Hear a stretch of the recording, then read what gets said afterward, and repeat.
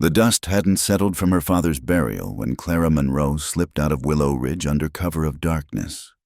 The moon hung low over the Arizona desert, casting long shadows across the rocky terrain as she led her father's old mare away from the only home she'd ever known. 3 days earlier, Samuel Monroe had been found dead at the bottom of Skeleton Canyon, his neck broken in what Sheriff Briggs called an unfortunate hunting accident. But Clara knew better. She'd seen the bruises on his wrists, the torn clothing that suggested a struggle. More telling were the hoof prints, 5 sets leading to the canyon, only 4 returning. Judge Harlan controlled Willow Ridge like a spider in its web. His men ran the saloons, the general store, even the church, when her father had refused to sell their water rights to Harlan's cattle operation. Clara had watched the judge's eyes turn cold as winter steel. "Accidents happen in rough country," he'd said then, tipping his hat to her with a smile that never reached his eyes. Now she was alone, with nothing but her father's Colt .45, a canteen, hardtack biscuits, and dried beef that might last 5 days if she was careful. Silver Creek lay somewhere beyond the desert, a real town, her father had said, with real law. Maybe she had distant cousins there, or at least honest work. Anything was better than waiting for Harlan to decide she was a loose end worth tying up. The first day passed in a blur of heat and determination. Clara kept the morning sun to her left, navigating by her father's teachings. The mare, Buttercup, was steady but old, and Clara walked beside her as much as she rode, saving the animal's strength. By midday, the heat shimmered off the sand like water that wasn't there, and she took shelter in the shade of a massive saguaro cactus, sharing precious water with Buttercup. "Just a bit farther, girl," she whispered, though she had no real idea how far Silver Creek might be. Her father had made the journey once, years ago, but he'd been with other men, well supplied and armed. A lone woman in the desert was asking for trouble, and Clara knew it. She kept the Colt loaded and ready. The second day brought new challenges. During the night, coyotes had circled their camp, their eyes gleaming in the firelight. Clara had fired once into the air to scatter them, but the sound had echoed across the empty landscape like a dinner bell for every predator within miles. When dawn broke, she discovered Buttercup favoring her left foreleg. "Easy, easy," Clara soothed, running her hands down the mare's leg. A stone bruise, nothing broken, but it would slow them considerably. She tore strips from her petticoat to wrap the hoof, ignoring the voice in her head that sounded like her father warning about the folly of heading into the desert unprepared. By noon of the second day, her water was half gone. The sun beat down mercilessly, and her split skirt clung to her legs with sweat. She'd abandoned her bonnet after it caught on a thorny mesquite, and now her dark hair hung limp beneath her father's old hat. Every few hours, she checked behind them, scanning for the dust cloud that would signal pursuit. So far, nothing. Maybe Judge Harlan figured the desert would do his work for him. The mirages were the worst part. Shimmering lakes appeared and vanished, always just out of reach. Once, she could have sworn she saw buildings, a whole town rising from the sand, before it dissolved into heat waves and disappointment. Her lips cracked despite the precious drops of water she allowed herself every hour. On the third morning, Clara woke to find Buttercup down. The mare's breathing was labored, her eyes rolling with pain. The stone bruise had become infected, or maybe the heat and lack of proper water had simply been too much for the old girl. "No, no, please," Clara begged, cradling the mare's head in her lap. But she knew. Her father had taught her to recognize when an animal was beyond help. With shaking hands, she loaded the Colt. "I'm sorry," she whispered, pressing the barrel behind Buttercup's ear. The shot rang out across the desert, final and terrible. Clara sat there for a long moment, stroking the mare's neck, before the practical voice of survival kicked in. She took what she could carry, the remaining water, food, her father's compass, and the blanket from Buttercup's back. Walking was harder. The sand shifted beneath her boots, each step an effort. The weight of the supplies, meager as they were, pressed down on her shoulders. By midday, she was stumbling. The water was nearly gone, just drops sloshing in the bottom of the canteen. Her tongue felt swollen, foreign in her mouth. The buzzards appeared first as specks against the burning blue sky. Clara knew they were following her, patient as death itself. She tried to quicken her pace, but her legs wouldn't obey. The sand seemed to grab at her boots, pulling her down. She fell once, twice, pushed herself up each time with increasing difficulty. Strange thoughts began to plague her. She saw her father walking beside her, shaking his head sadly. Her mother, dead these 10 years, called to her from a grove of cottonwoods that couldn't possibly exist here. Clara knew she was seeing things that weren't there, but knowing didn't make them go away. On her knees in the burning sand, she fumbled for the Colt. Maybe it was better this way. Quick and clean, not the slow torture of thirst. But her fingers were too clumsy, and the gun slipped from her grasp.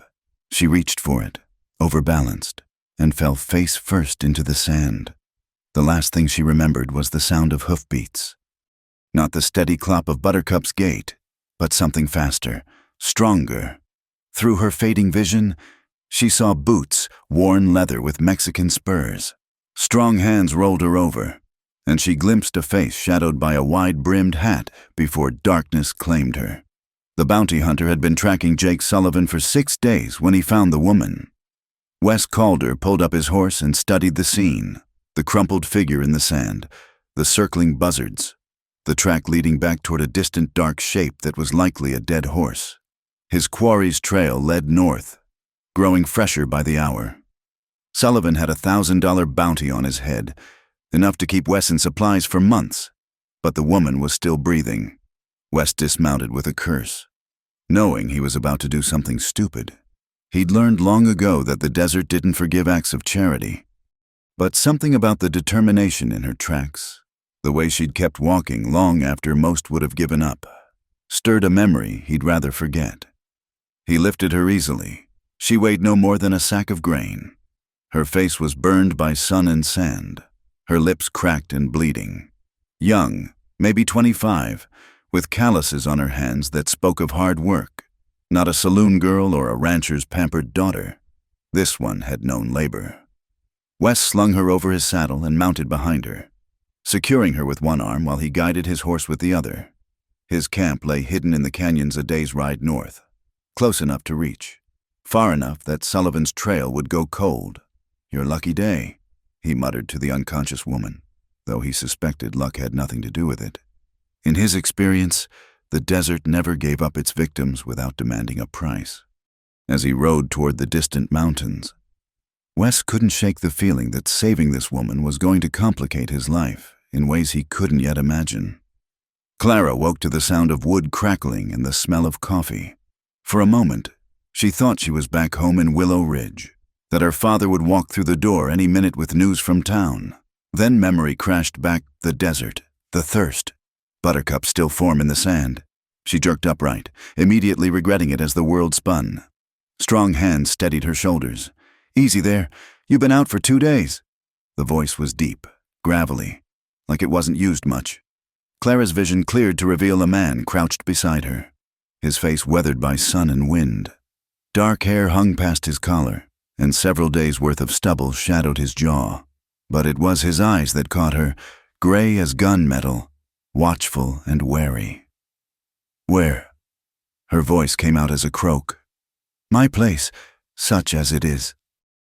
He handed her a tin cup of water, small sips. Clara wanted to gulp it down, but she forced herself to obey. The water was cool, precious. As she drank, she took in her surroundings. They were in a wooden structure built into the side of a canyon wall, part cabin, part cave. Supplies hung from the rafters, dried meat, herbs she didn't recognize, ammunition. A Winchester leaned against the wall next to a modified Henry rifle. This man was armed for war.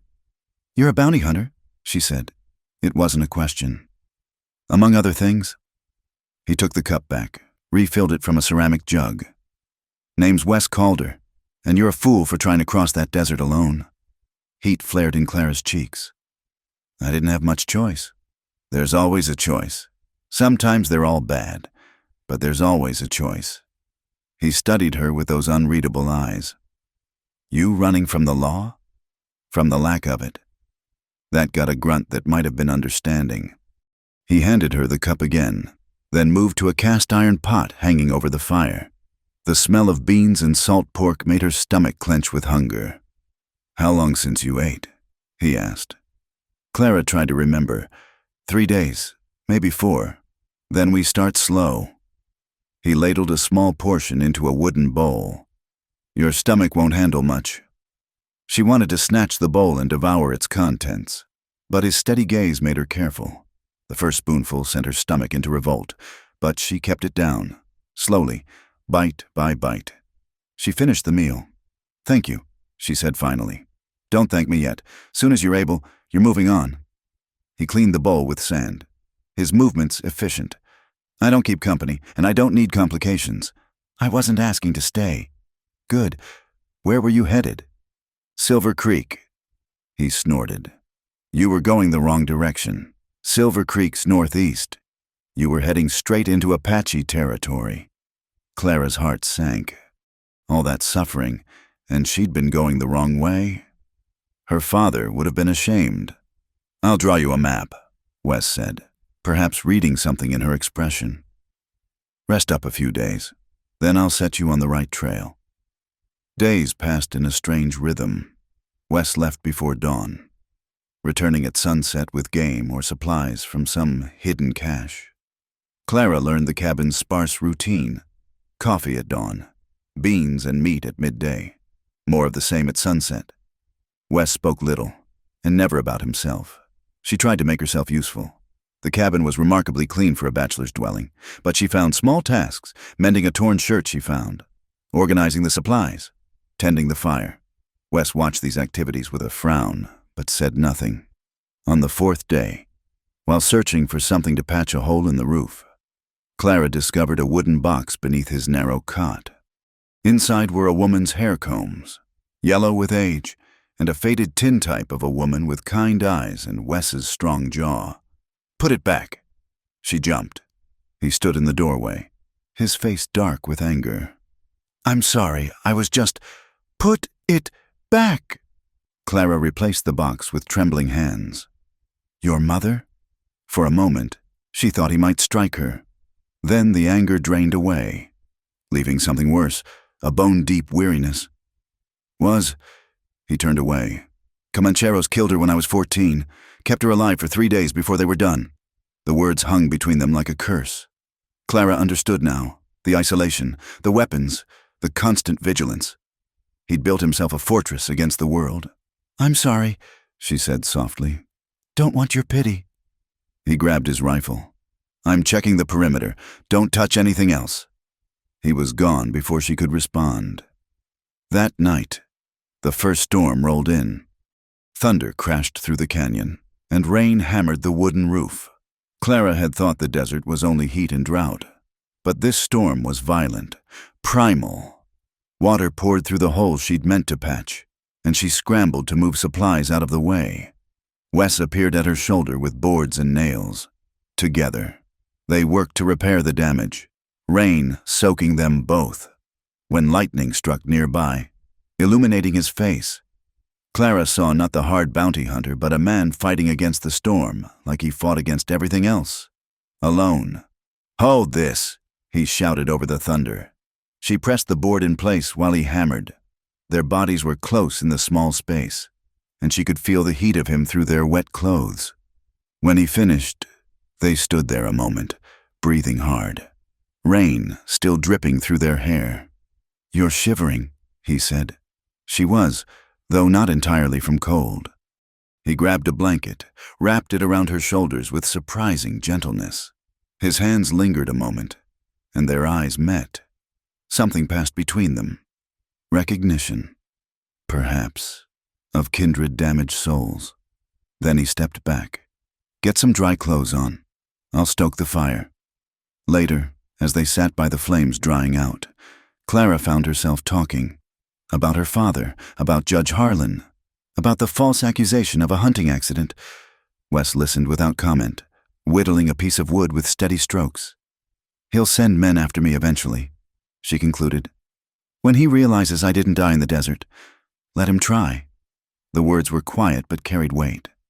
Man like that depends on fear. Take that away. He's nothing but a coward with hired guns. "You sound like you know the type." "I've hunted enough of them." He held up the wood.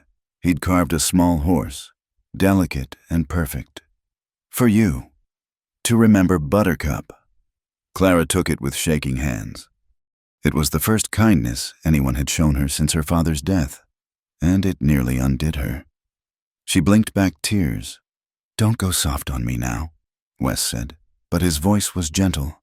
"You survived that desert. You're tougher than you know." That night, she lay on her makeshift bed thinking about gray eyes and gentle hands, about the way he'd wrapped that blanket around her like it mattered. Dangerous thoughts for a dangerous situation. She woke to find Wes sitting at the table, cleaning his weapons by lamplight.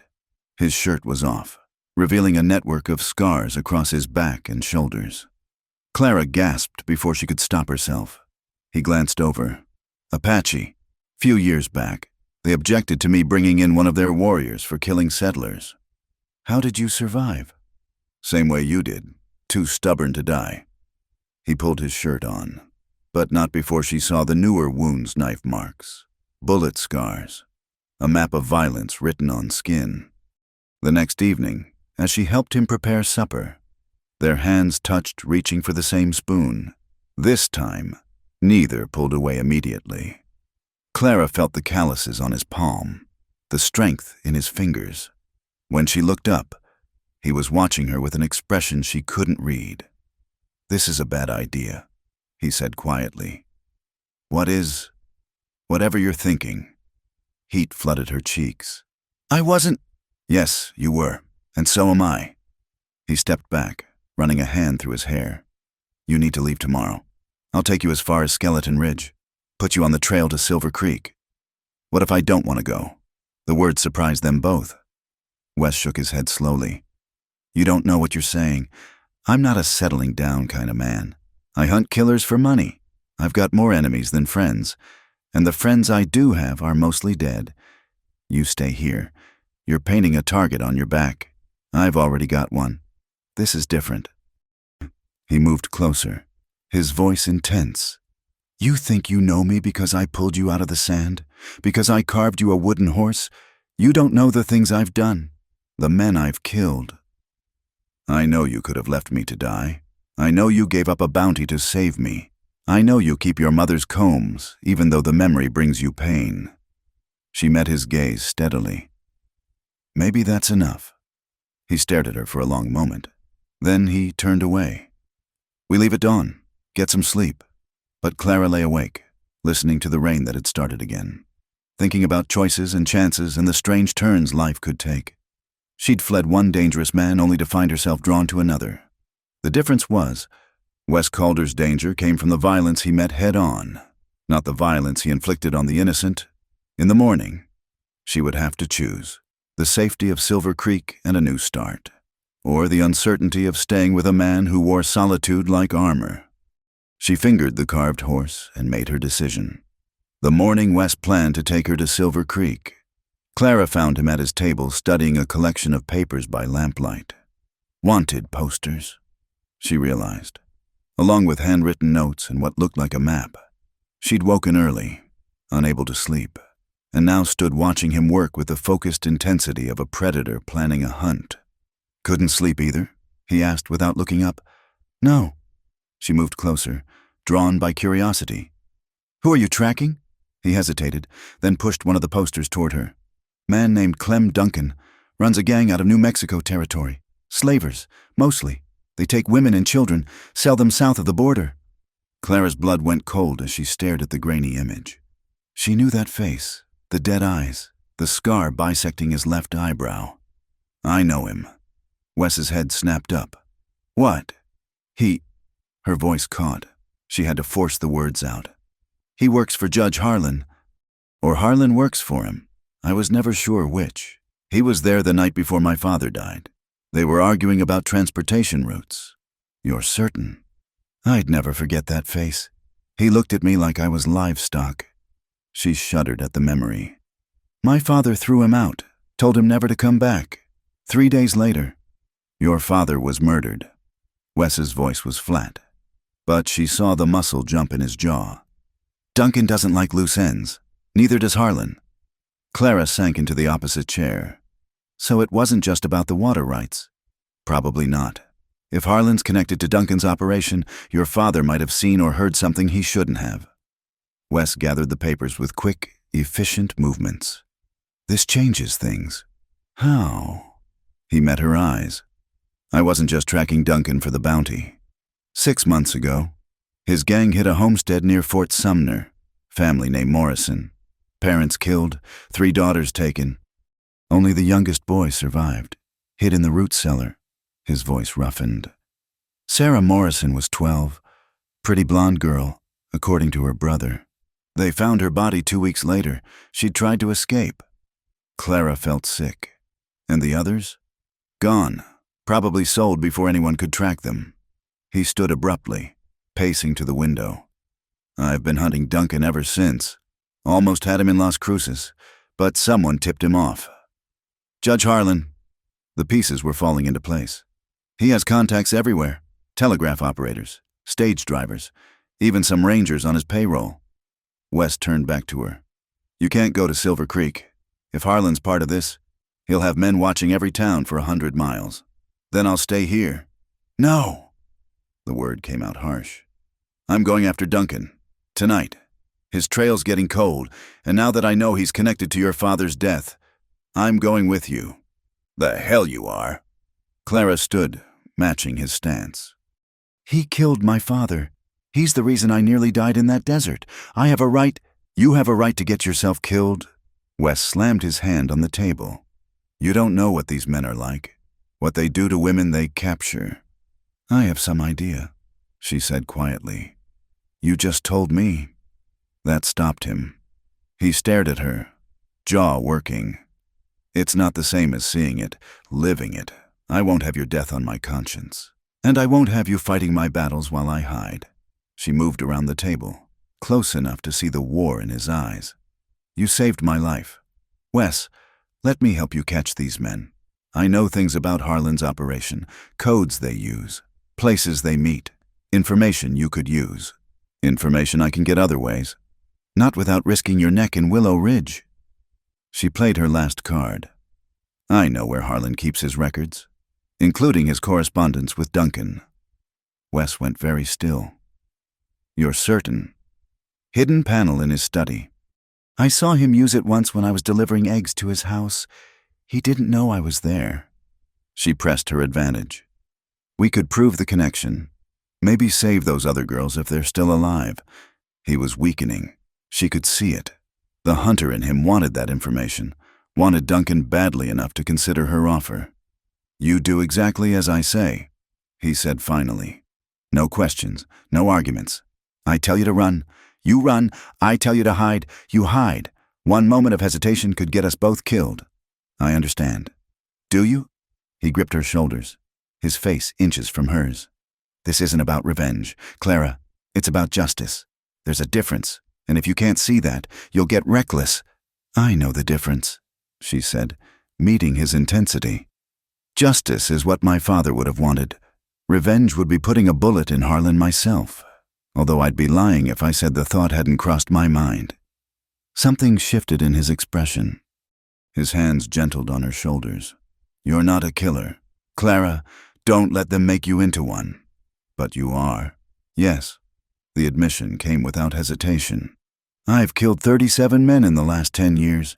I remember every face, every name. Some were clean kills, them or me. Others...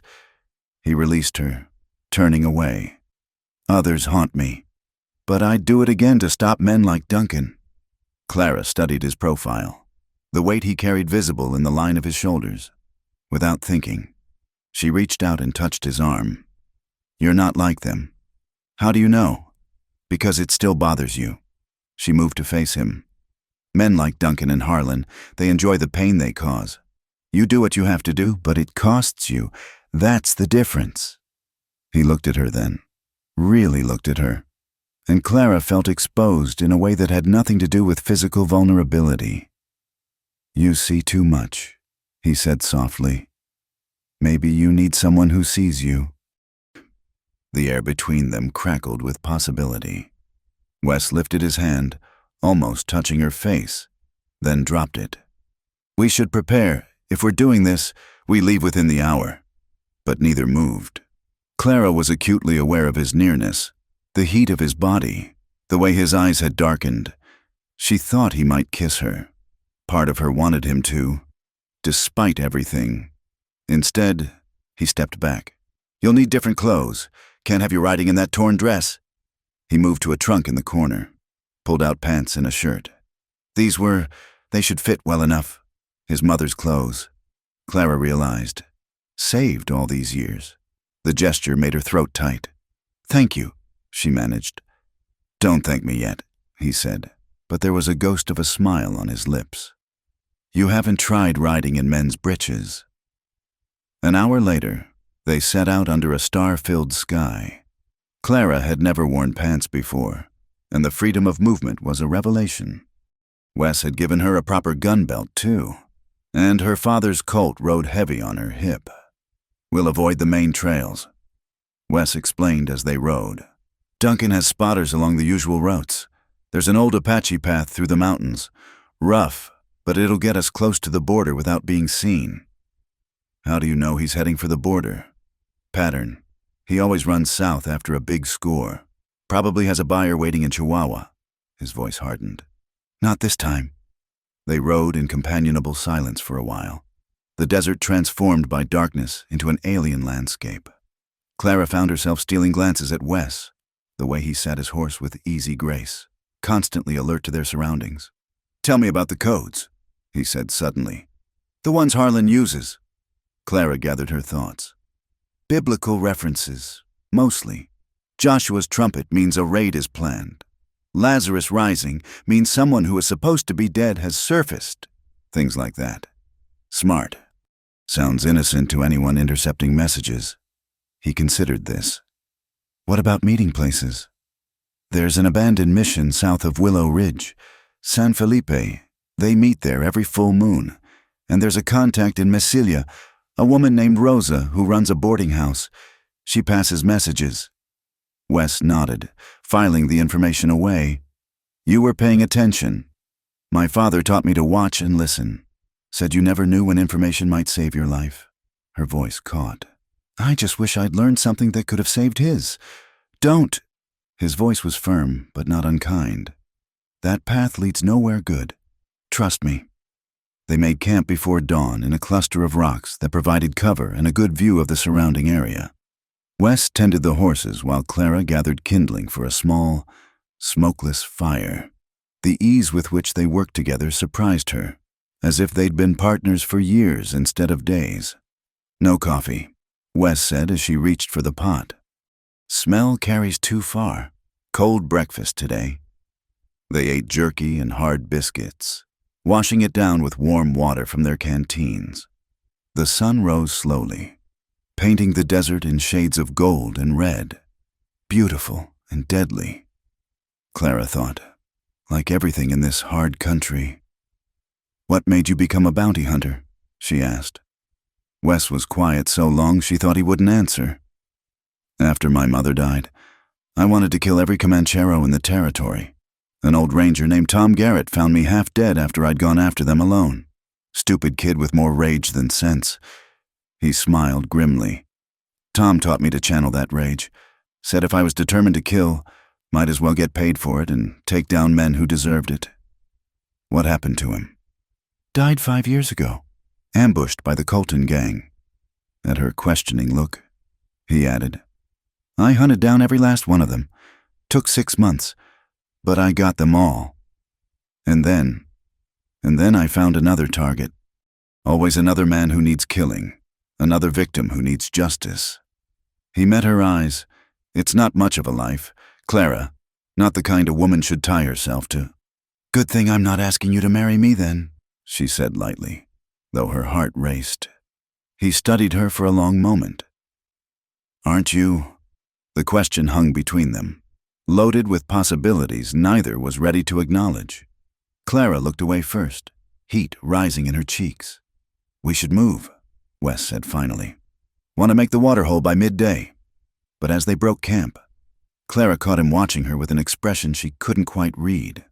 Something was shifting between them, slow and inevitable as the desert sunrise. Whether it would save them or destroy them remained to be seen.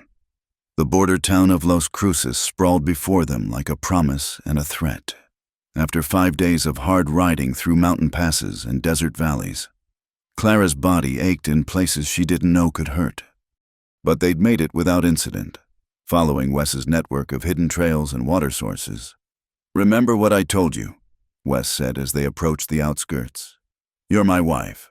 We're horse traders from Colorado, heading to Mexico to buy breeding stock. Married 2 months." Clara nodded, adjusting the simple gold band he'd given her. His mother's. He'd admitted reluctantly. Sarah Calder. She repeated her assumed name. "Formerly Sarah Mitchell of Denver." "Good. And if anyone asks about that bruise on your cheek, my mare spooked at a rattler 3 days back. Caught me with her head when she reared." Clara touched the yellowing mark, actually from her flight through the desert. "I know, Wes, we've been over this."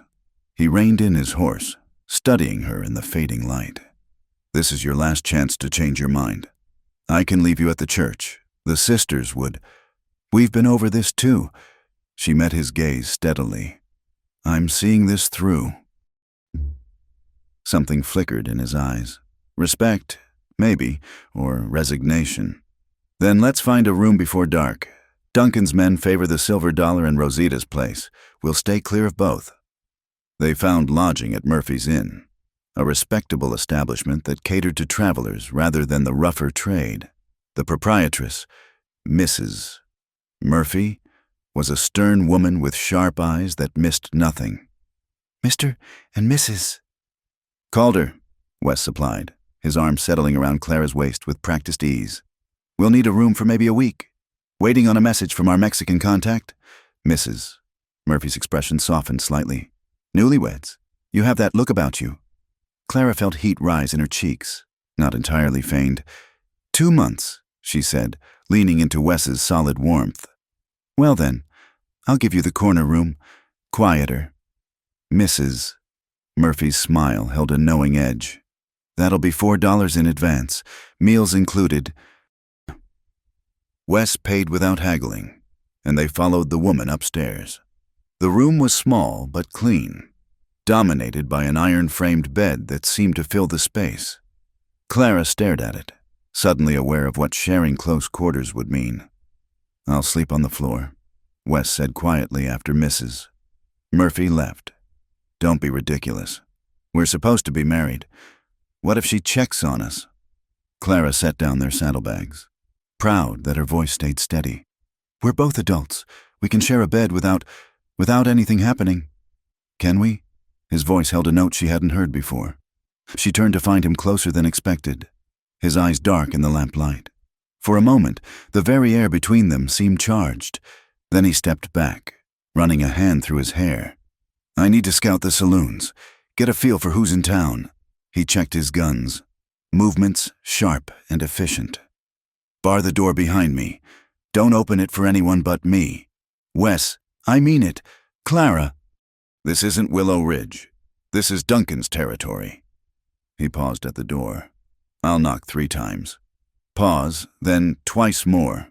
Anything else? You go out that window and run." "Understood." She nodded, and then he was gone. Clara stood in the empty room, listening to his boots on the stairs, fighting the urge to call him back. Instead, she barred the door and settled in to wait. The room felt smaller without him. She unpacked their few belongings, hanging her spare shirt next to his in the wardrobe. The domestic gesture made her chest tight. What was she doing? Playing house with a bounty hunter while hunting the men who'd killed her father. Time crawled. Clara cleaned her father's Colt, checked the loads, cleaned it again. The sounds from the street grew louder as night fell. Laughter, arguments, the tinny notes of a piano. Somewhere, a woman screamed. The sound cut short. Clara gripped the gun tighter. The knock came near midnight. 3. Pause. 2. She flew to the door, fumbling with the bar. "Wes," she whispered. "It's me." She yanked open the door, and he slipped inside. The smell of whiskey and tobacco clung to his clothes, but his eyes were sharp, alert. "Duncan?" she asked. "Not yet, but his lieutenant, Pierce, is in town, drinking heavy at the Silver Dollar." He shed his coat, revealing a tear in his shirt and blood on his sleeve. "Had a disagreement with one of their scouts." "You're hurt." Clara reached for him, but he waved her off. "It's nothing. Knife caught me when I was leaving." He sat heavily on the bed. "But it confirms they're here. Pierce never strays far from Duncan." Clara ignored his protests, fetching water and the medical supplies from his saddlebag. "Shirt off," she ordered. "Clara, now. Wes, or would you prefer I cut it off?" He muttered something about bossy women, but complied. The lamplight revealed the fresh cut along his ribs. Not deep, but bleeding steadily. It also revealed the map of scars she'd glimpsed before. Each one a story of violence survived. "This might sting," she warned, cleaning the wound with whiskey. He didn't even flinch. "You've done this before." "My father was always getting hurt around the ranch. Mama taught me to stitch wounds before I could properly sew a dress." She worked quickly, efficiently, trying not to notice the warmth of his skin under her fingers. "There, try not to tear it open again." "Yes, ma'am." There was humor in his voice now. Clara looked up to find him watching her with an expression that made her breath catch. They were very close, her hands still resting on his chest. She could feel his heartbeat, steady and strong. "Clara," he said softly. "Don't." She started to pull away, but he caught her hands. "Don't what? Don't look at me like that, like I'm—" She struggled for words. "Like I'm something precious. I'm not some delicate flower. Wes—" "I'm here for the same reason you are, to see justice done. I know exactly why you're here." His thumb traced circles on her wrist. "That's what scares me." The honesty in his voice undid her. "I scare you? Terrify me." He released her hands but didn't move away. "I've been alone a long time. Clara, by choice. It's safer that way. Cleaner. Then you show up, half dead in the desert, and suddenly I'm making foolish decisions. Like saving my life? Like caring whether you live or die? Like wanting things I can't have." He stood abruptly, moving to the window. "Duncan has a buyer coming in 3 days, Mexican named Vasquez. When they meet to complete the transaction, that's when we move." Clara recognized the retreat for what it was. "All right. What do you need me to do?" "Keep playing the wife. Visit the shops tomorrow. Be visible. Women talk to other women. See what you can learn about where Duncan's keeping the merchandise." He couldn't quite say girls. "And you?" "I'll work on Pierce. Man drinks like a fish and talks when he's deep in his cups." He turned back to her. "It's late. We should sleep." They prepared for bed with awkward courtesy, taking turns behind the dressing screen. Clara lay on her side of the bed, acutely aware of every sound, every shift of the mattress. Wes lay rigid beside her, a careful distance between them that somehow felt more intimate than touch. "Wes?" she whispered into the darkness. "What you said earlier about wanting things you can't have." She gathered her courage. "Why can't you?" He was quiet so long she thought he wouldn't answer. "Because wanting leads to having, and having leads to losing. I've lost enough for one lifetime." Clara turned toward him, making out his profile in the dim light from the window. "So you just stop wanting?" "I try." He turned his head to look at her. It was working pretty well until recently. They stared at each other across the narrow space. Clara felt pulled toward him, like iron to a magnet. Her hand moved of its own accord, finding his on the sheet between them. "This is a bad idea," he said, but his fingers intertwined with hers. "Probably. You deserve better than a bounty hunter with blood on his hands. Maybe I don't want better. Maybe I want you." He made a sound low in his throat, part growl, part surrender. Then he was pulling her against him, carefully because of his wound, but with unmistakable intent.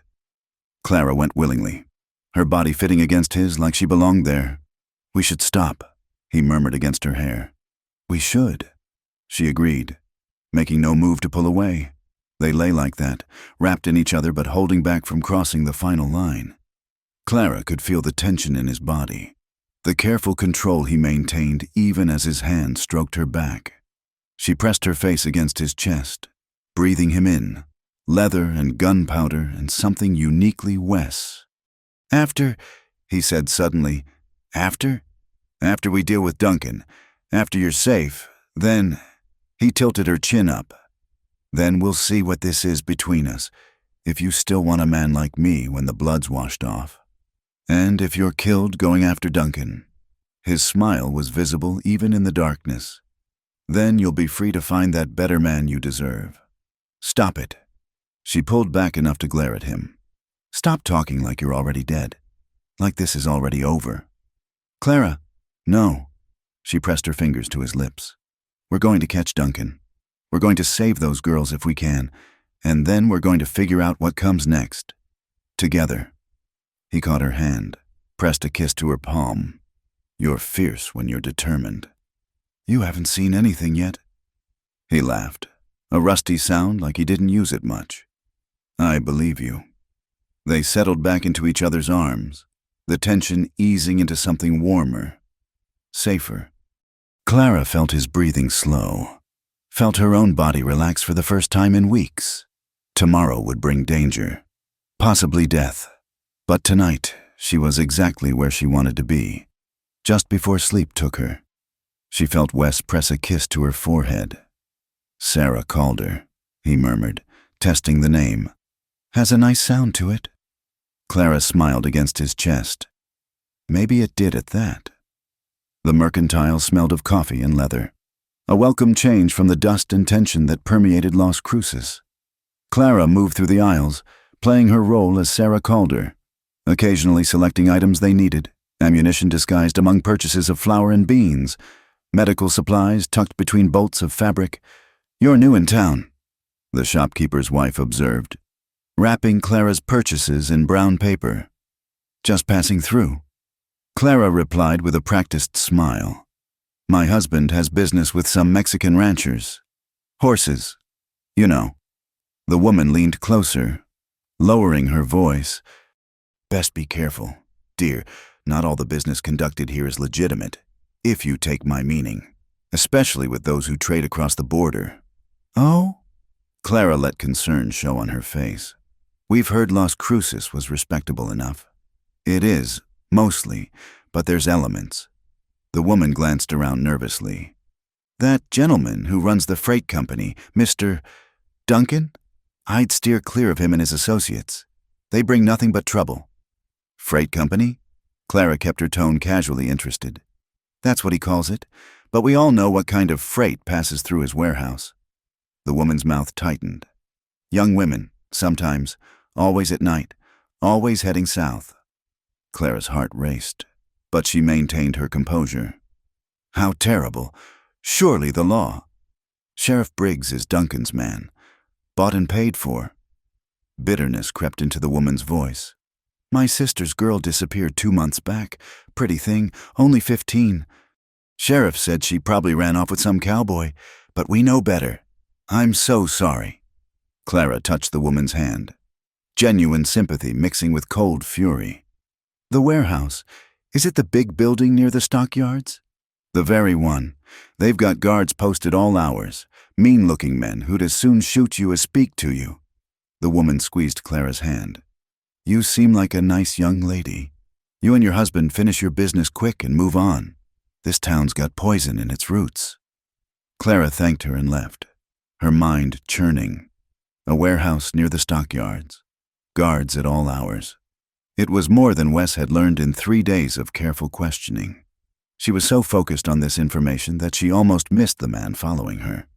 Almost. Her father had taught her to use shop windows as mirrors, to vary her pace and see who matched it.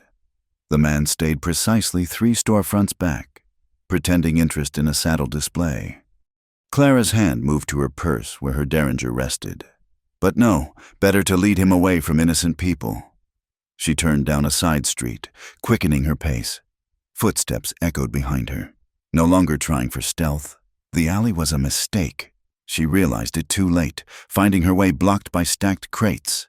When she turned, the man stood at the entrance, grinning unpleasantly. "Mrs. Calder, isn't it?" He moved closer, hand resting on his gun.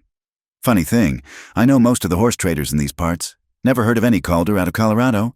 Then perhaps you don't know as much as you think." Clara kept her voice steady, calculating distances. "Maybe not, but Pierce likes to know about strangers in town, especially pretty ones traveling with men who ask too many questions." He reached for her arm. Clara let him get close, then drove her knee up hard. As he doubled over, she pulled the derringer and pressed it to his temple. "Move, and I'll paint this alley with your brains," she said calmly. "Now, you're going to walk away and forget you saw me. Otherwise, my husband will come looking for you, and trust me, he's not nearly as merciful as I am." The man's eyes widened. "You're making a mistake, lady. Pierce can go to hell." She cocked the hammer. "Along with Duncan and every other piece of filth in this operation. Now move." He backed away, hands raised. "This ain't over." "No," Clara agreed. "It's just beginning." She waited until his footsteps faded before lowering the gun. Her hands shook now, adrenaline making her heart race. She'd just revealed herself as a threat. Wes would be furious. She found him at the inn, cleaning his rifles. One look at her face and he was on his feet. "What happened?"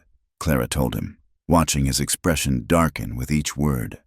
When she finished, he was pacing the room like a caged wolf. "Pack everything," he ordered. "We're leaving." "No." He spun to face her. "This isn't a discussion. They know we're not who we say." "They suspect. There's a difference." Clara stood her ground. "And I found the warehouse, near the stockyards. Just like we thought. The shopkeeper's wife told me about girls being moved through there at night. Clara, her niece disappeared 2 months ago. Wes, 15 years old." Her voice cracked. "We can't leave those girls. We can't save them if we're dead." He gripped her shoulders. "Duncan's not stupid. He'll put pieces together, realize who you really are. We've lost the element of surprise. Then we move tonight. With what backup? What plan? Just the two of us against Duncan's entire operation?" He released her, frustration evident. "This is exactly what I was afraid of. You're letting emotion cloud your judgment. And you're letting fear for me cloud yours." The words hung between them, too honest for comfort. Clara continued more softly. "Wes, if we run now, those girls are lost forever. Duncan will move them immediately, cover his tracks. We'll never get another chance." He stared at her, jaw working. "You're asking me to risk your life." "I'm asking you to trust me." She moved closer. "The buyer comes tomorrow night. They'll have to move the girls to complete the sale. That's when they're vulnerable. And if there are 20 men guarding that warehouse, then we get creative." She managed a smile. "You forget. I've watched Judge Harlan operate for years. I know how these men think. They're arrogant, comfortable in their power. They won't expect a direct assault." Wes pulled her against him suddenly, holding her tight. "If anything happens to you..." "It won't." She pressed her face to his chest, breathing in his scent. "We're going to do this. Wes, together." He was quiet for a long moment. Then, "I found something today, too." Pierce let slip that Duncan keeps his office in the warehouse.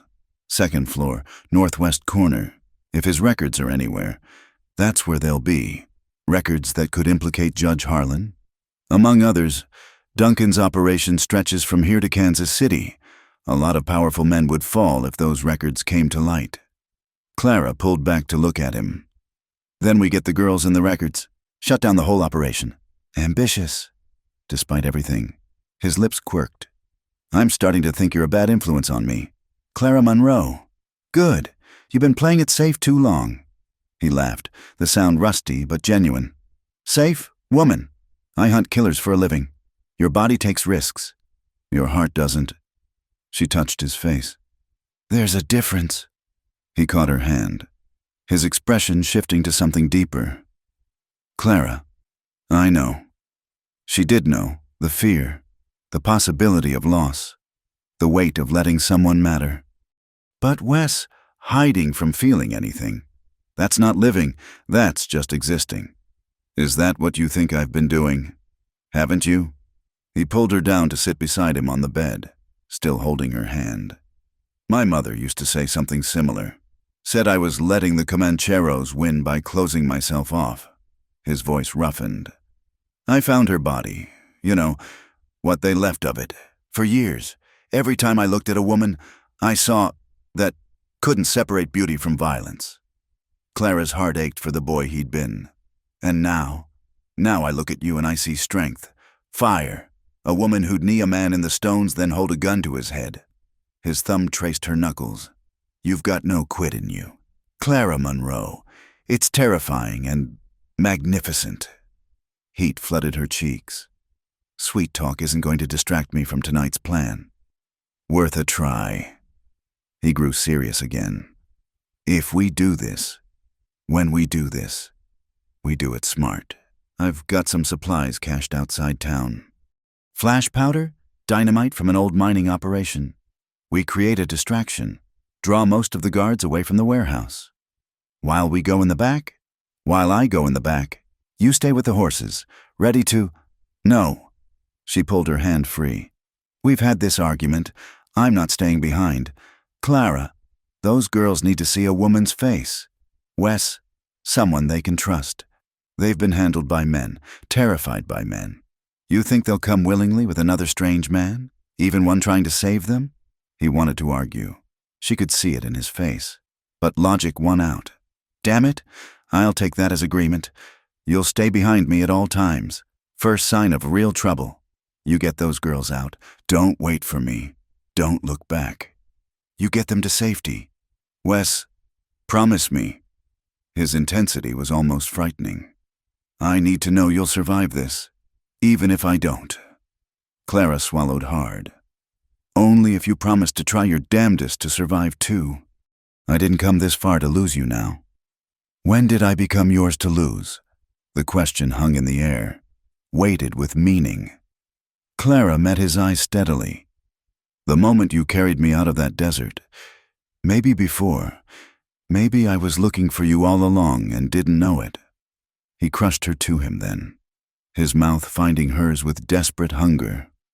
Clara responded in kind, pouring all her fear and hope and growing love into the kiss. When they broke apart, both were breathing hard. After, Wes said roughly, when this is over, when those girls are safe, after. Clara agreed, understanding the promise in that single word. They spent the rest of the afternoon preparing, weapons cleaned and loaded, supplies organized, escape routes mapped. As the sun set, painting the room in shades of gold and crimson, they armed themselves for war. Clara strapped on her gun belt, feeling the weight of her father's Colt. Wes watched her check the loads, pride and worry warring in his expression. Ready? He asked. She thought of her father, of those missing girls, of the life she might have with this dangerous, complicated man if they survived the night. Ready? They slipped out of the inn as full darkness fell. Whatever came next. Clara knew her life would never be the same. She'd found her cause, her partner, her purpose. Now all they had to do was live long enough to see it through. The warehouse loomed in the distance, windows glowing like predators' eyes. Somewhere inside, innocent girls waited for rescue or doom. Clara touched Wes's hand briefly, drawing strength from his presence. For justice, she whispered. For justice, he agreed. And for us. Then they were moving, shadows against shadows, toward a reckoning years in the making. The night air carried the acrid smell of cattle and coal smoke as Clara crouched behind a stack of timber, watching the warehouse through the darkness. Wes had been gone for 20 minutes. 20 minutes that felt like hours as she counted guards and tried to quiet her racing heart. 4 men patrolled the perimeter, rifles casual in their hands. Too casual. They'd grown comfortable, confident that no one would dare challenge Duncan's operation. That arrogance would cost them. A muffled explosion rocked the night Wes's dynamite at the freight office 3 blocks away. Shouts erupted as guards ran toward the flames, now licking the sky. Clara counted as they passed. 2, 3. The fourth hesitated, looking back at the warehouse. "Go on," she whispered. "Go see what's burning."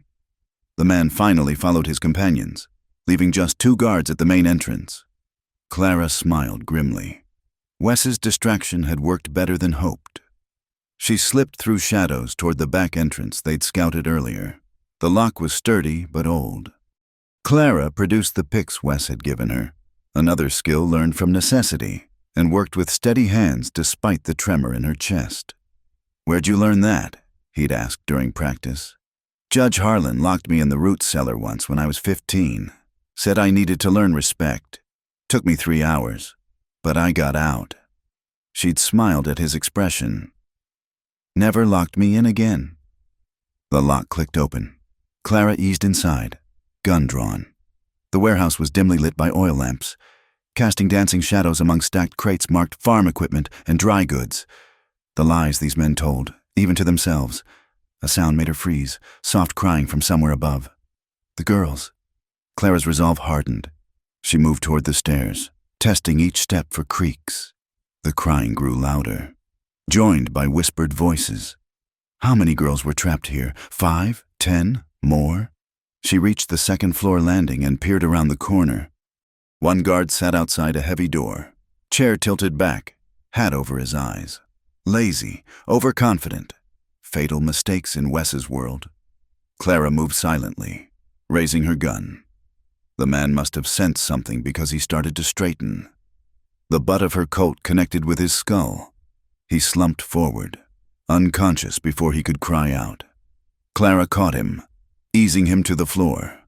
Her hands shook as she took his keys. "Please!" A young voice called from behind the door. "Please, is someone there?" "Quiet," Clara whispered urgently. "I'm here to help." The key turned with a grinding sound that seemed impossibly loud. Clara pushed open the door, and her heart broke. 7 girls huddled in the small room, ranging from maybe 13 to 20. Dirty, frightened, some with bruises marking their faces. They shrank back as she entered, terror plain in their eyes. "It's all right," Clara said softly, holstering her gun to appear less threatening. "My name is Clara. I'm getting you out of here." "They said no one would come," one girl whispered.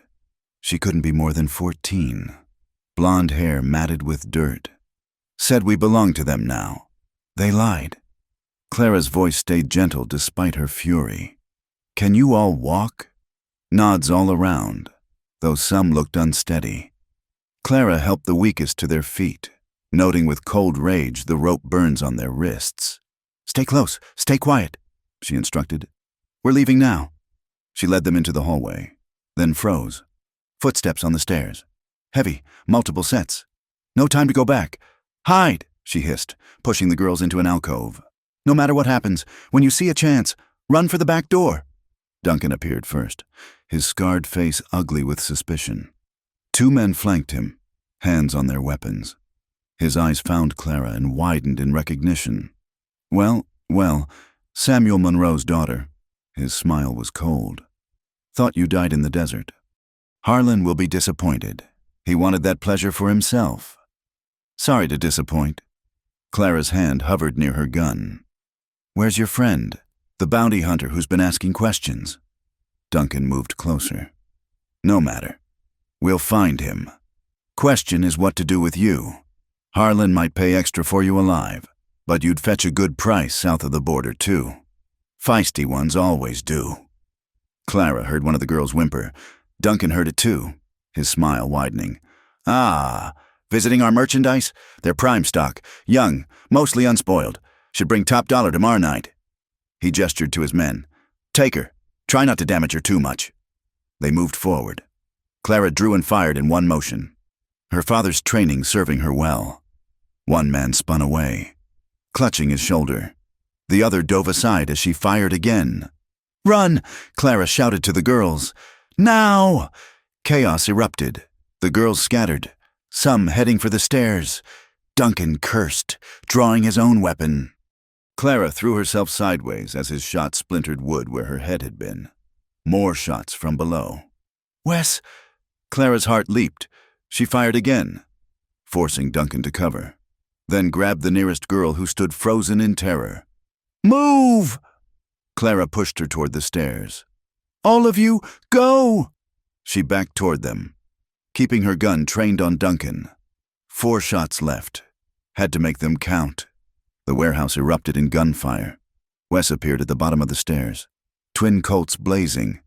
A guard fell, then another. But more were coming, drawn back by the shooting. Clara, Wes shouted, get them out! She herded the girls down the stairs, shielding them with her body. A bullet tugged at her sleeve. Another shattered a lamp, spreading oil and fire across wooden crates. The back door. Clara directed the girls.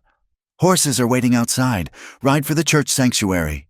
Some of the braver girls grabbed the younger ones, pulling them along. Clara turned back to see Wes pinned down by gunfire. Duncan advancing on his position. No, not like this. She spotted what she needed. A lamp hanging from a beam directly over Duncan's path. Clara aimed carefully and fired. The lamp exploded, raining burning oil. Duncan screamed, batting at the flames on his coat. Wes, now! He broke from cover, racing toward her. They reached the door together as the fire spread hungrily through the warehouse. The girls? He asked. Gone to the church. Clara grabbed his arm. The records, Duncan's office, burning with everything else. He pulled her toward their horses. We need to go, now. They mounted quickly. Behind them, the warehouse was fully ablaze. Men stumbling out, coughing and shouting. But Clara heard something else. Horses approaching fast from the town's direction. Sheriff's men, Wes said grimly. Ride. They spurred their horses into the night. Gunfire cracked behind them, but the darkness was their ally. Clara bent low over her mount's neck, trusting Wes to lead them to safety. They rode hard for an hour before Wes signaled a stop in a dry wash. Both horses were lathered, sides heaving. Clara's hands shook as she tried to dismount. Easy. Wes caught her as her legs buckled. You did it. You saved them. We saved them. She clung to him, reaction setting in. Duncan, probably alive. Men like him are cockroaches. His arms tightened around her. But his operation is finished. The warehouse, the records, all gone. And those girls are safe. Will the church protect them? Father Miguel is a good man. He'll see them home or somewhere safe. Wes pulled back to examine her. Are you hurt? I saw you go down. Just a torn sleeve. Clara touched his face, needing to feel he was real. I thought, when I saw you pinned down, takes more than a few hired guns to stop me. His attempt at lightness failed. But when I heard you shooting, when I couldn't see you... They stood in the darkness, holding each other, letting the reality sink in. They'd done it, against all odds. They'd struck a blow against Duncan's evil. He knows who I am, Clara said finally. He'll tell Harlan. Let him... Wes's voice was steel. We're not running anymore.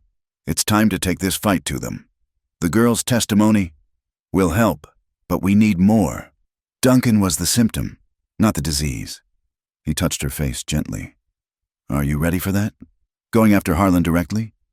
Clara thought of her father, of those brave girls riding toward sanctuary, of all the others who hadn't been saved in time. I've been ready since the day they killed him. Then we plan, we prepare, and we end this. He kissed her forehead. But first, we need to get somewhere safe. I know a place, old mining camp about a day's ride. We can rest, figure out our next move. They mounted again, riding at a more sustainable pace. As dawn began to pink the eastern sky, Clara looked back. Smoke still rose from Las Cruces, a black column against the lightening sky. No regrets? Wes asked, following her gaze. None. She faced forward, toward whatever came next. My father used to say that evil flourishes when good people do nothing. Tonight, We did something. Your father would be proud. I hope so.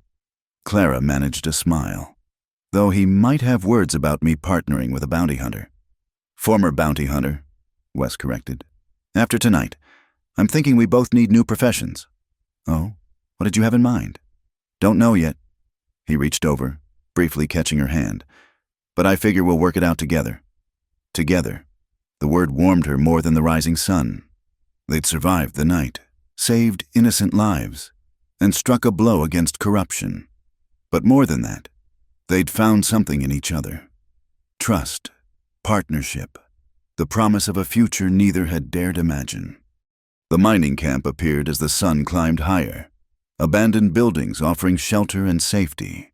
As they dismounted, exhausted but victorious, Clara felt the shift in her world. She was no longer Samuel Monroe's daughter running from injustice.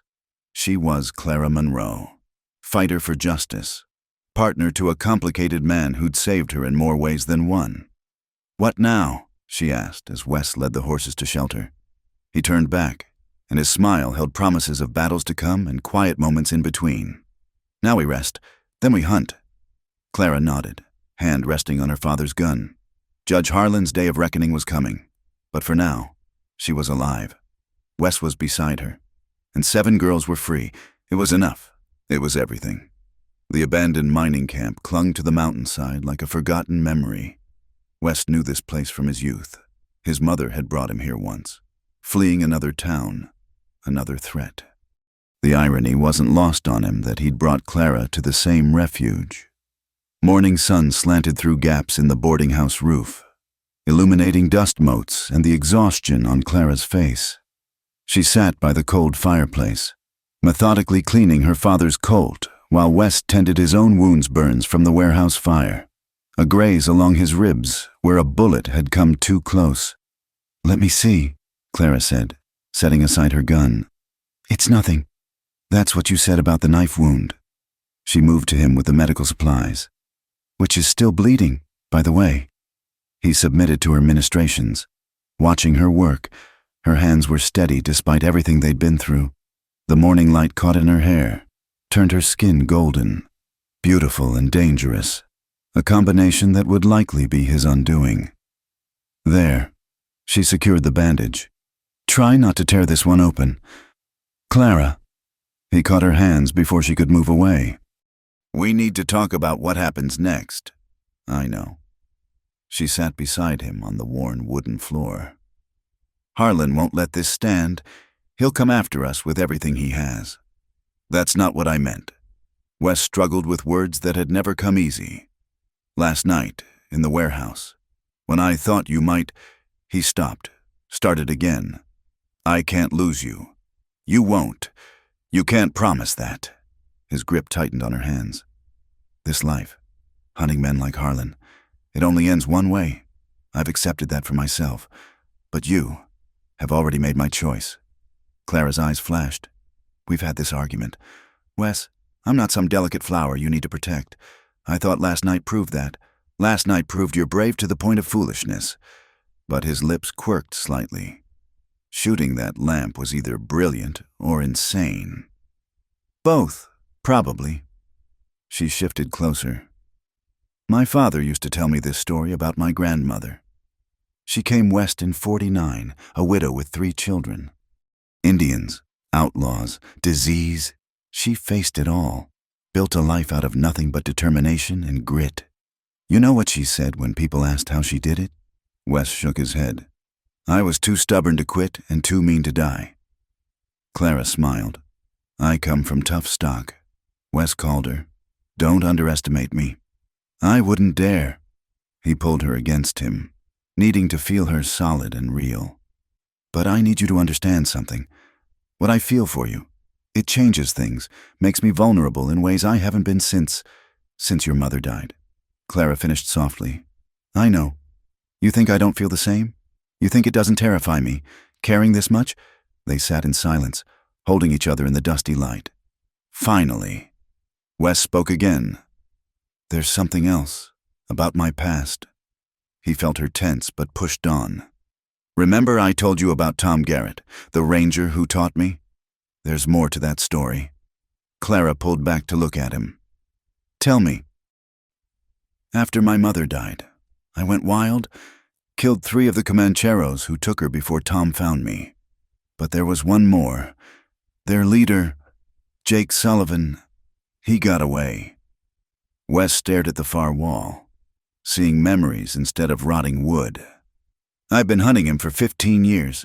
He's the one I was tracking when I found you. Understanding dawned in Clara's eyes. He's connected to Duncan. Maybe. They run in the same circles. Sullivan disappeared into Mexico years ago, but lately there have been rumors he's back, working with someone powerful. His jaw tightened. If Harlan's his partner, then we kill 2 birds with 1 stone. Clara's voice was matter of fact. Your demon and mine, together. It's not that simple. Sullivan survived this long because he's smart, careful, and vicious as they come. If he's allied with Harlan, then they're more dangerous together. I understand. She touched his face. But Wes, you're not that wild boy anymore, and you're not alone. The simple truth of it hit him hard. Not alone. When had that happened? When had this fierce woman become essential as breathing? I love you, he said roughly. The words felt foreign on his tongue, but true. God help me, I love you. Clara's eyes filled. Wes, he kissed her then, pouring years of loneliness and newfound hope into the contact. She responded with equal fervor, hands fisting in his shirt.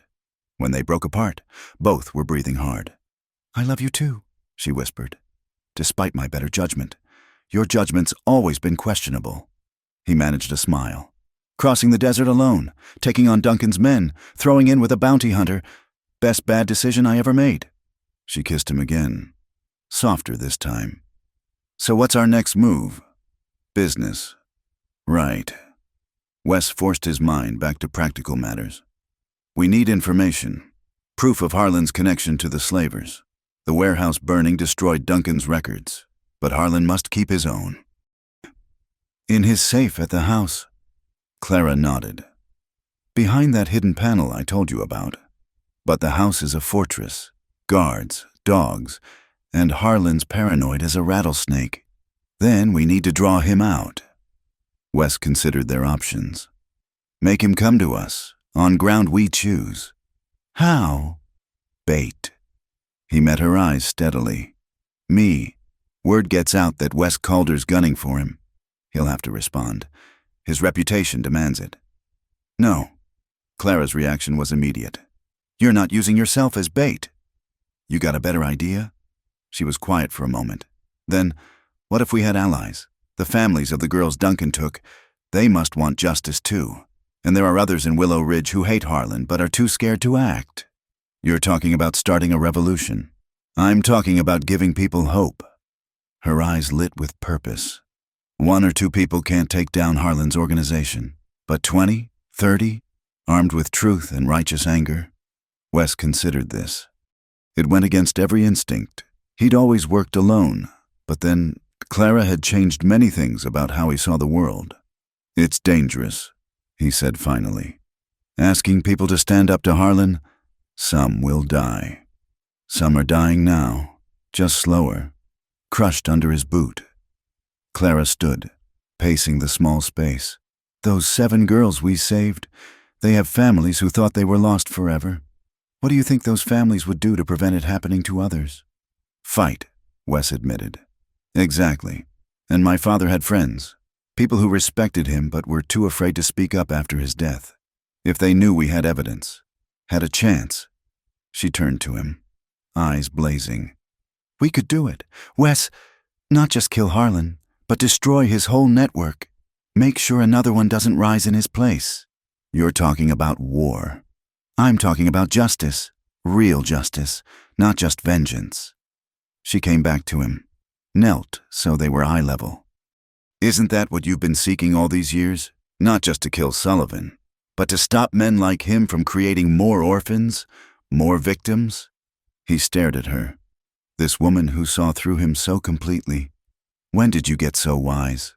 Somewhere between almost dying in the desert and falling in love with a stubborn bounty hunter. She smiled. So, are we doing this? We'd need a base of operations, somewhere defensible. The old Monroe Ranch, it's been empty since my father died, but it's built solid. Good sight lines. And there's a hidden cellar where we could store weapons. And it would make a statement, taking back what Harlan stole. West nodded slowly. It could work. But Clara, once we commit to this path, there's no going back. I know. She took his hands. But there's no going back anyway. Is there? Not after last night. We started something, might as well finish it. He pulled her into his lap, holding her close. Together? Together. She rested her forehead against his. Partners in all things. They stayed that way as the sun climbed higher, planning and dreaming in equal measure. By noon, they had the skeleton of a plan. By evening, they were ready to move. As they packed their few belongings, Wes watched Clara check her weapons with professional efficiency. 3 weeks ago, she'd been a rancher's daughter fleeing across the desert. Now she was a warrior preparing for battle. The transformation should have worried him. Instead, he felt only pride. What? She asked, noticing his stare. Just thinking how your father would react to all this. Clara's smile was sad but determined. He'd probably lecture me about the company I keep. Then he'd load his rifle and ask what the plan was. She holstered her Colt. He believed in standing up to bullies, even when it cost him everything. He'd be proud of you. I hope so. She shouldered her pack. Ready? West took a last look around the abandoned camp that had sheltered them. Soon, they'd be returning to civilization, to danger, to a fight that would likely claim some of their blood before it was over. But they'd be facing it together.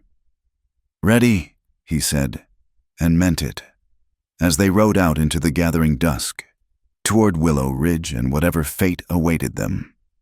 Wes found himself thinking not of death, but of life, of the future they might build if they survived. A small ranch, maybe, children with Clara's fire and hopefully her aim. Peace, eventually. But first, there was a war to wage and demons to face. His hand dropped to his gun, then to Clara's wooden horse still in his pocket.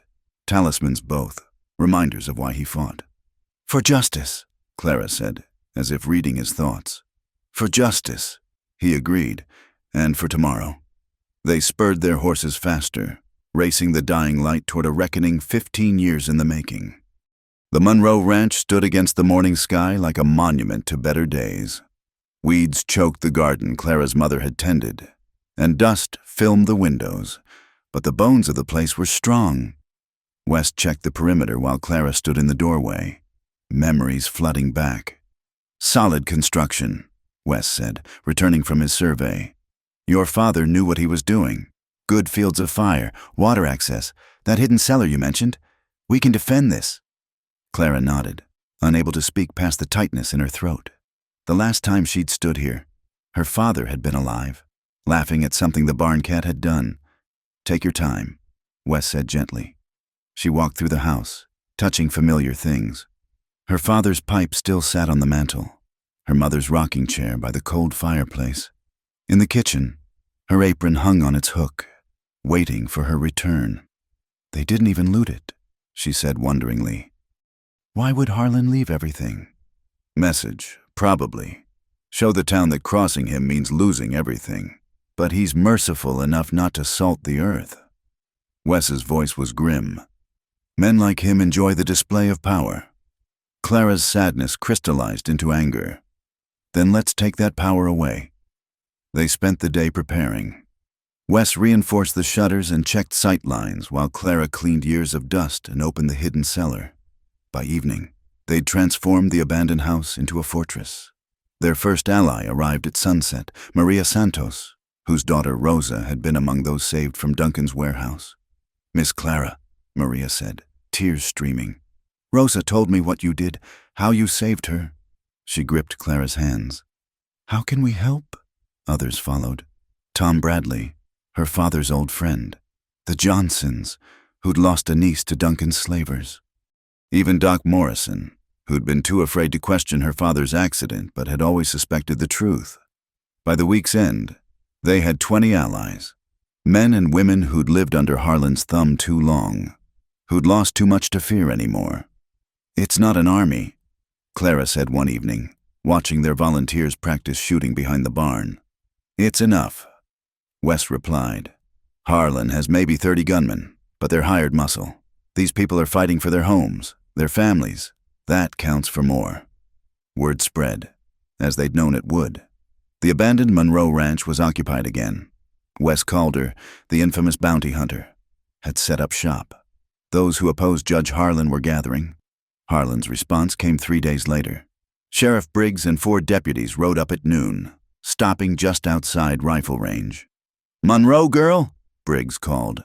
"You're harboring a wanted man. Send out Calder, and we might let the rest of you disperse peaceful-like." Clara appeared on the porch, rifle steady. "Only wanted man I see is you. Briggs, how many innocents have you delivered to Duncan over the years?" "Don't know what you're talking about." But Briggs's voice lacked conviction. "Judge Harlan's a respected man. You're disturbing the peace." "Good." Wes stepped out beside Clara. "About time someone did." Briggs paled at seeing him. Wes Calder's reputation preceded him. 37 dead men tended to make an impression. "This ain't your fight, Calder." Briggs tried. "You're a lawman, same as me." "No." Wes's voice was cold. "I hunt killers. You are one. Big difference." "We'll be back," Briggs warned. "With more men. Looking forward to it," Wes said pleasantly. They watched the deputies retreat. Clara felt the die being cast, the point of no return passing. That night, as they kept watch from the porch, Wes told her something that made everything click into place. "I remembered where I'd seen Duncan before," he said quietly. 15 years ago. He was younger, just muscle then, but he rode with the Comancheros who took my mother." Clara's blood went cold. "You're certain?" "Scar on his eyebrow. Got it when I put a knife through his face during my escape." His hands tightened on his rifle. "If Duncan was there, if he's connected to Harlan now, then Sullivan might be too." Clara finished. "Your demon and mine, just like we thought." "Makes sense. Sullivan always liked having legitimate fronts for his operations. A tame judge would be perfect cover." They sat in silence, processing this. Then Clara asked, "Does it change anything?" "No." Wes turned to her. "Except now I know why fate brought us together. This was always meant to happen." The attack came at dawn. 2 days later. Clara woke to Wes shaking her shoulder. "They're coming. Maybe 40 riders, approaching from the east." She dressed quickly, strapping on her guns. Around the house, their allies took positions. Maria Santos and the other women had rifles at the upper windows. The men spread out behind cover wagons, water troughs, anything that would stop a bullet. "Remember," Wes told them all, "we don't have to win. Just make it too costly for them to continue. Every man of Harlan's we drop is one who won't terrorize anyone again." Clara took position at a front window, watching the dust cloud approach. Her heart hammered, but her hands were steady.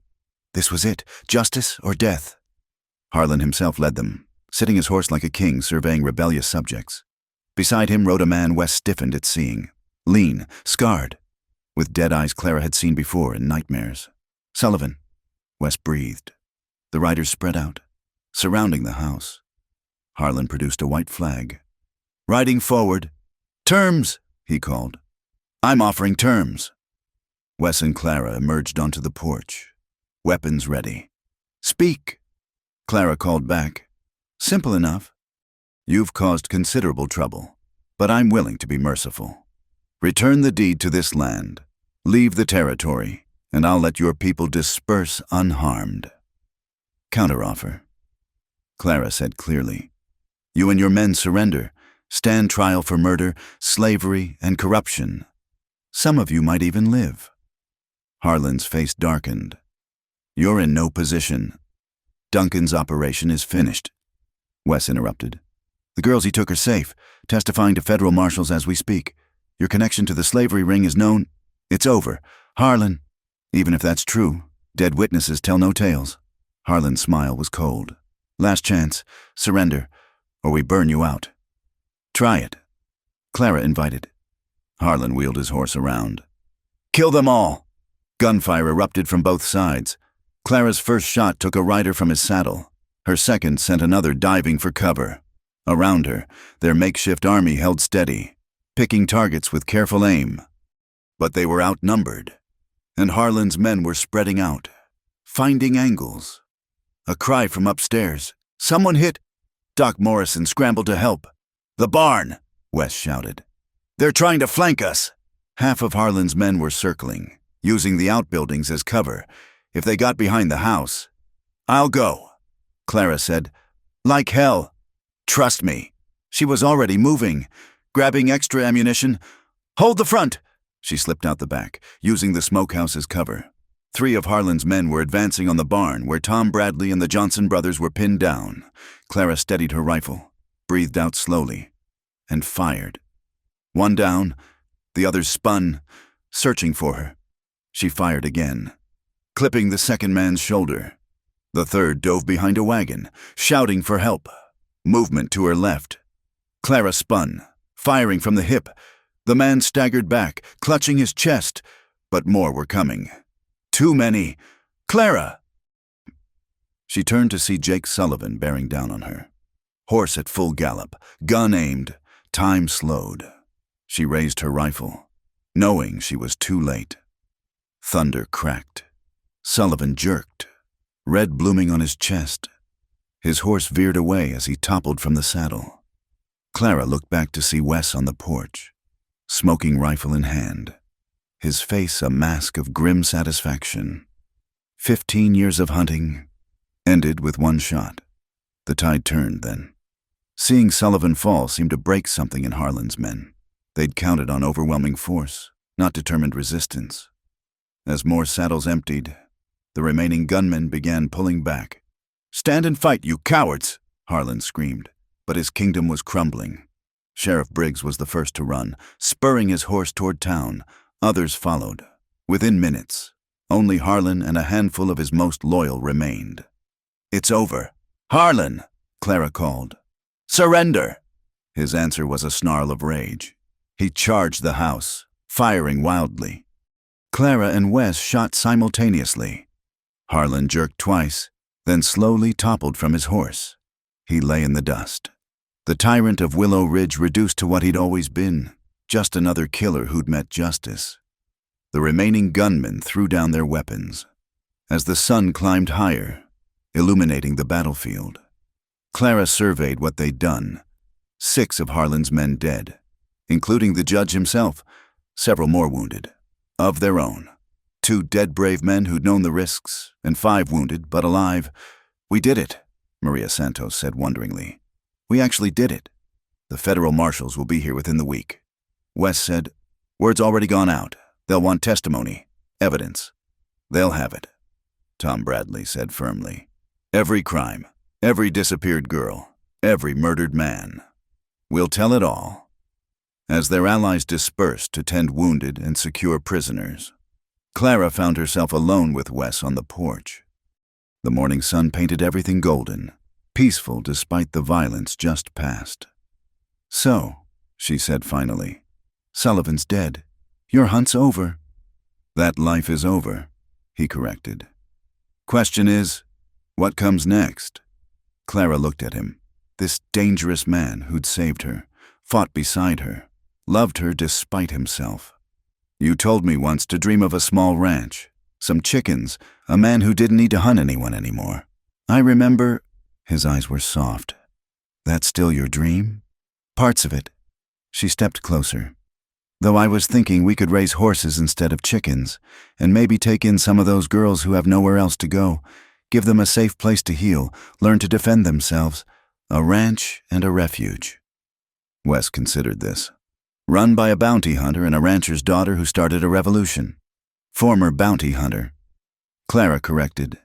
And I prefer to think of myself as a fighter for justice. That you are. He pulled her close, heedless of the blood and gunpowder. Marry me?